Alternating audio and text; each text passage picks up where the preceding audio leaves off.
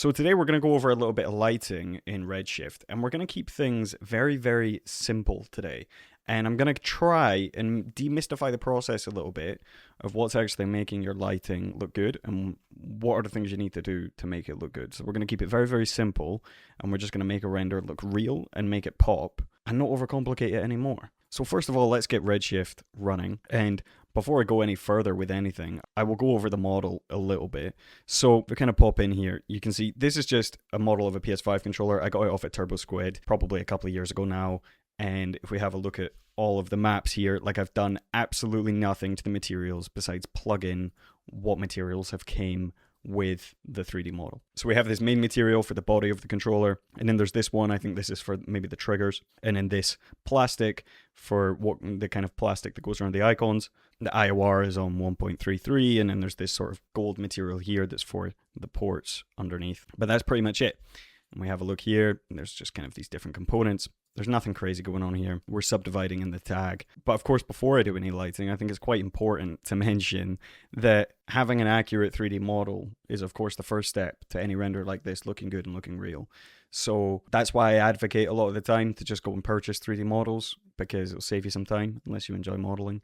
But the first step here is having a decent 3D model. If this model doesn't look good, it's not subdivided right, of course, it doesn't matter what lighting you put on it, it's not going to look as good as it can do. I'm going to up the resolution here to 2K, so 2560 by 1440. And then I already had a camera in the scene because I'd copied across the object, but I'm just going to delete that. And then I'm going to drop in a new camera. So with this camera, I'm going to crank up the focal length to 200. We're going to go into the camera. And then I'm going to go to the coordinates, and I'm just going to zero everything out. We're just going to back off here, get everything zeroed out except the Z, and then I'm just going to pull back. But you're going to notice it's not framed up, even though we're at the center of the scene. It's not framed up exactly. And that's just because the actual center of the object is not at the center. I think this axis on the object is quite low. So if we just pull down a little bit till that frames up and the sort of center body of the controller is at the center of the scene, then we're going to be in a nice spot there. So the next thing I'm also going to mention in terms of composition, because there has to be some compositional stuff here as well when it comes to making it look good. You'll notice if I press F3 and come to the side view and do NA, that the controller's just slightly tilted back a little bit. And that's going to make it appear a little bit more realistic. That's going to give it a little bit of depth. That's going to kind of bring everything together. These little things matter a lot. The position of your objects, all these sort of things, is going to go a long way when it comes to lighting the object and also making the render look good.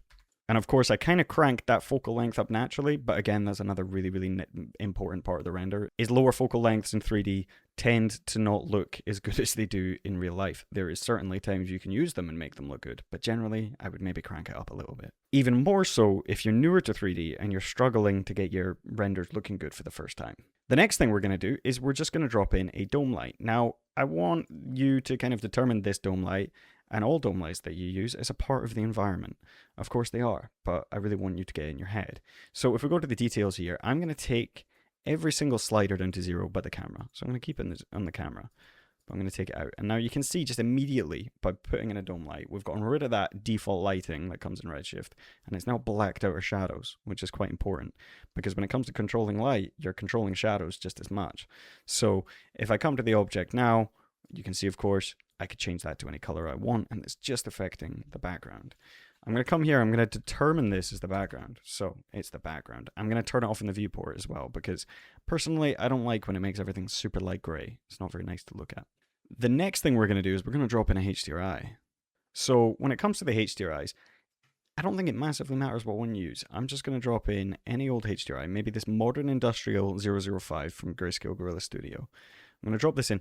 I'm going to use this to fill in parts of the model, right? So I'm going to go to the details now, but I'm going to do the opposite of what I did in the background. I'm just going to take it out of the camera. And then you can see this one's came in with some kind of sky color and all that. I don't want any of that, so I'm just going to take the saturation out. I want more of this studio type vibe. And if we spin this around here and find some spots with it, what we're going to use this HDRI to do is just fill in areas that when we add in a light, it's not going to fill in. This is probably something we'll come back to and toss and turn a little bit and see what we can do, but it's in the scene now. Then let's go to Redshift Lights, Area Light. And then let's press F2, and then let's do Cameras, Perspective, and then let's press N and then A.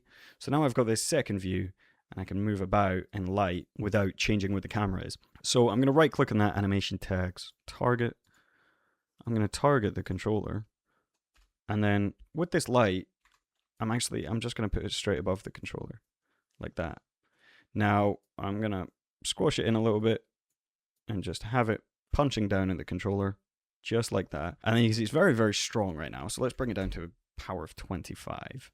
Now you begin to see the image shaping up a little bit now. It's starting to go in a semi-decent direction. So now I'm going to come back to the HDRI light, and you see the way these shadows are just sort of falling off here. I'm not so keen on that. So what I'm going to do, I'm going to pump up the power of the HDRI, and I'm going to try and spin this around a little bit until I can get a little bit more fill in those areas.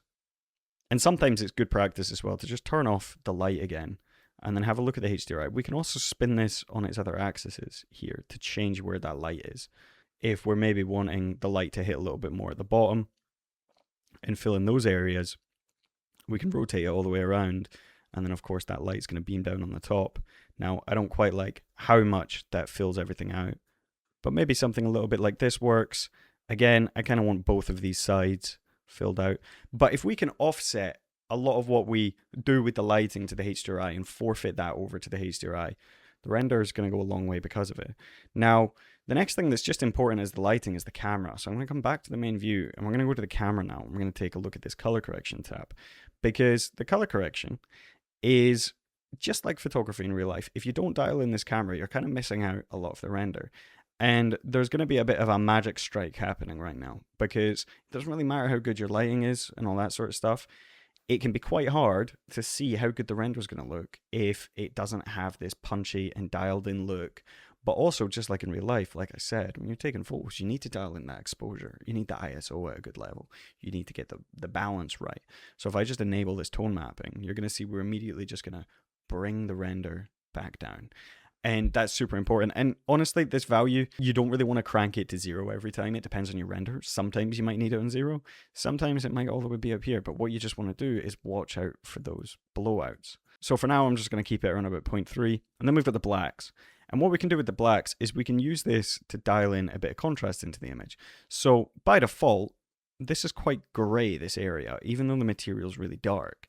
So I can just push those blacks and punch a bit of contrast out of the image. And before we do anything else, I'm just going to make the light a little bit bigger, a little bit wider. Just going to give it a bit more coverage. And then the next thing, we're going to come up to this cog up here, and we're going to dial in the image here. So if we come to the color controls, and we just add a slight S-curve here, we pull down the darks, pull up the whites a little bit, and give the render a little bit of contrast. And you see it's coming together now. But what this is also doing is it's highlighting all the areas that we need to work on. So we can see there's probably a little bit too much loss of information at the bottom here, and we probably are going to want to come back and fill that out. The next thing is the LUT. Now, I mentioned these LUTs in most of my videos. I absolutely love these LUTs. All these LUTs do, they're actually 4 cameras.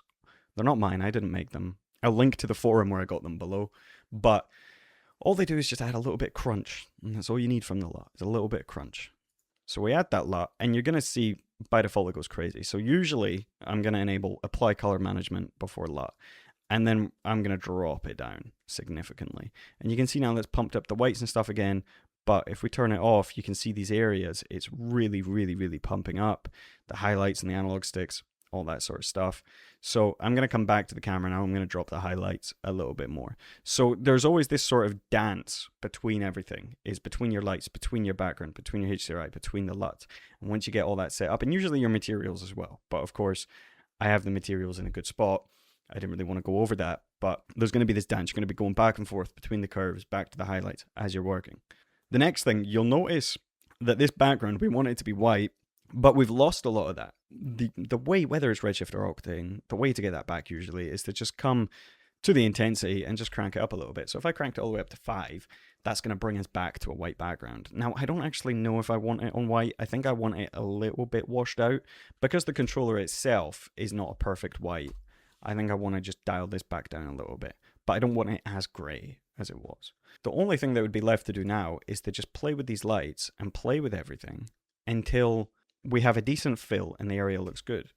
And this is where I said I wanted this to be very, very simple and kind of demystify a lot of the process and not overcomplicate anything at all. I'm going to make this render look good with just this one light and just this HDRI. So I'm going to drop the light a little bit more. I kind of want the PlayStation icon to be a little bit cut off there. I want that kind of slight fade. And then again, having another look at the HDRI, giving this a little spin, seeing if we can fill in those areas where we lost some information. You'll find that very quickly the render starts to come together. And then, like I mentioned, dancing between all of these values, bring up the highlights, maybe a little bit in the shadows again, and then maybe let's come back to these blacks in the camera, and then maybe we can pull these down a little bit and get a little bit more information coming out the grays. I could maybe drop the highlights again just to stop anything from blowing out. And there you have it. In a couple of minutes, without overcomplicating anything, we have a punchy and professional and good looking render without obsessing over every little highlight, without always thinking, oh, okay, there could be more, or without thinking there's some magic trick to getting insane lighting. We literally just have a HDRI and an area light. We've dialed in the camera accordingly, and the render looks good because of it. Now, assuming everything else is checked off, we have a decent model, we have decent materials, again without overcomplicating them. We've framed the camera nicely on a decent focal length, and we've done a little trick with the object itself by tilting it back. Whereas, like I said, if I tilt that forward or face it upright, the render's just not going to look quite so good. And that's not to say that other angles would look good, but we very much just set up this light for this one angle. So if we did want to do things a little bit differently, and how would I expand on that? Because I can imagine if you're not a very confident lighter, you would be thinking right now, okay, but right, I can do that. How do I do other things?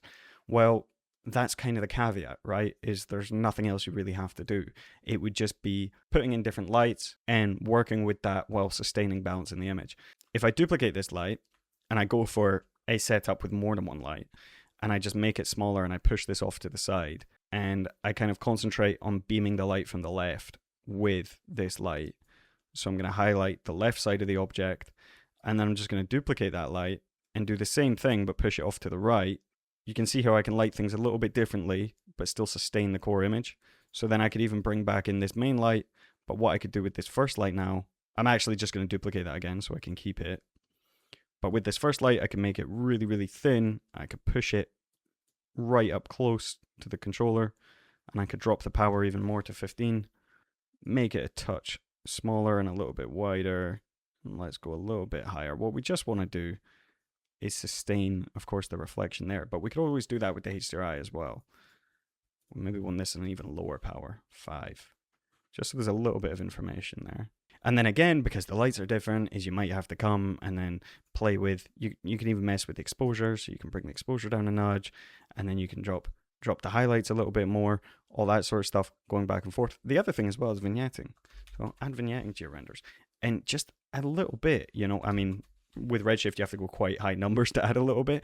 But the main reason I'm mentioning this as well is rather than to actually add a shadow around the image, it's more so because it's just going to help bring everything down a little bit and bring everything to a balanced state. So maybe with these lights, I make them a little bit thinner so they're covering less of the object, but put them a little bit closer. And what I'm always looking for is contrast. I'm not just looking at where the light's hitting, I'm looking at where it's not and thinking if I like that as well and going back and forth with it. And coming back to what I said, if we were to use the HDRI now to fill in this kind of middle space, because we're just lighting from the sides, that middle space is being neglected. But if we use the HDRI and crank that up, there's the spot right there, it hits, there's reflections there. Much nicer way of doing it than adding in, of course, another light and fiddling about with that. Again, maybe this is getting too dark below there now and you would want some reflections. That's the beautiful thing about Redshift, is you can duplicate the HDRI, and then I could pop that back down the bottom and have more than one dome light in the scene. Maybe I lower the strength of this one though, and then I'm filling this in without adding more lights, without overcomplicating anything, and being very, very simple about it. So there you have it. That's all I'm going to do. I just really, really wanted to make a little tutorial just going over some basic lighting. Let's come back to that first setup with just one light. Just like that, one light, and the render looks good. Most of the time, your renders aren't looking good because you're overcomplicating it. You are doing more than you need to do, and you're obsessing over the details. There is this core feeling around the image that you can obtain quite quickly. And if you get there, and you show someone that image, and then 10 hours later, you show someone the image where you've dialed in every single little highlight and every single little thing, they're going to think you've showed them the same image. So as long as you can get to this area, when it comes to then adding in all the little nooks and crannies and really bringing it together the way that you want, and then of course being able to expand into heavily art directed areas, it's going to be a lot easier for you, and you're actually going to be capable of doing it. That's it for today, just a little lesson on lighting. It was something that crossed my mind, and I thought it would be a nice video to do, as opposed to some giant tutorial going over simulations or this thing or that thing. As always, first 10 people that go to the link in the description, you get the Patreon for free for a month. Check out all my other videos on the Patreon. Lots of videos to get your teeth into over there. And if you want to see more lighting videos like this, and you appreciate the kind of basics of this lighting, then please let me know, because I would be very happy to make a lot more videos like this. So if you found this helpful and it kind of gave you some insights, let me know and I'll make more videos like this. That was it for today. Thank you for watching, and I'll see you in another video very soon.